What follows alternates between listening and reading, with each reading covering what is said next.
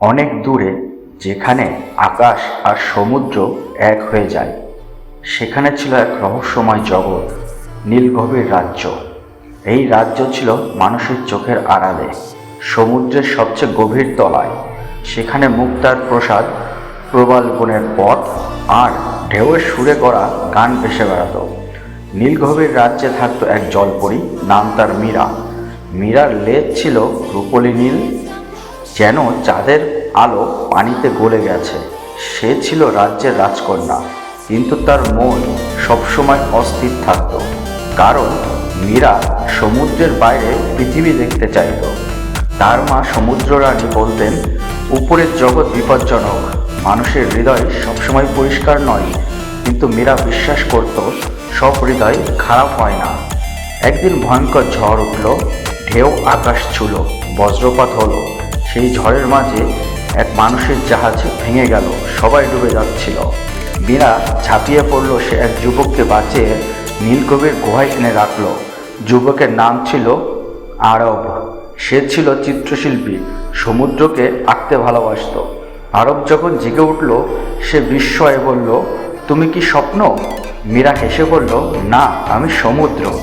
দিনের পর দিন তারা কথা বলল। আরব মীরাকে মানুষের গল্প শোনালো, ভালোবাসা, ভুল আর আশা নিয়ে। মীরা প্রথমবার মানুষের চোখে কৃতজ্ঞতার আলো দেখল। কিন্তু এই বন্ধন সমুদ্রের নিয়ম ভেঙে দিচ্ছিল। হঠাৎ এক অশুভ শক্তি জেগে উঠল, কালো ঘূর্ণি। সে সমুদ্রের প্রাণ শক্তি চুষে নিতে লাগলো। নীলগভীর ধ্বংসের পথে। জ্ঞানী জলপরীরা বলল, কালো ঘূর্ণিতে থামাতে হলে জল পরীকে নিজের হৃদয় শক্তি উৎসর্গ করতে হবে। এটা শুনে সবাই নীরব, কারণ এর মানে চিরতরে শক্তি হারানো। মীরা এগিয়ে এলো, আমি করব। আরব সব শুনে বলল, তুমি হারিয়ে যাবে। মীরা শান্তভাবে বলল, সমুদ্র বাঁচলে আমি বাঁচব। মীরা কালো ঘূর্ণির মাঝে ঢুকে তার হৃদয়ের আলো ছড়িয়ে দিল। ঢেউ থেমে গেল, অন্ধকার গলে গেল, সমুদ্র আবার শান্ত হলো। মীরা অচেতন হয়ে পড়ল। ঠিক তখন সমুদ্র রানী ও আরব একসাথে প্রার্থনা করল। সমুদ্রের গভীর থেকে প্রাচীন জাদু জেগে উঠল।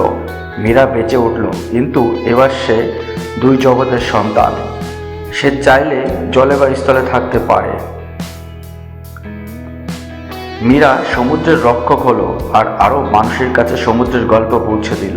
আজও যখন সমুদ্র শান্ত থাকে, বলা হয় সমুদ্র হৃদয়ের জলপরী মীরা পাহারা দিচ্ছে।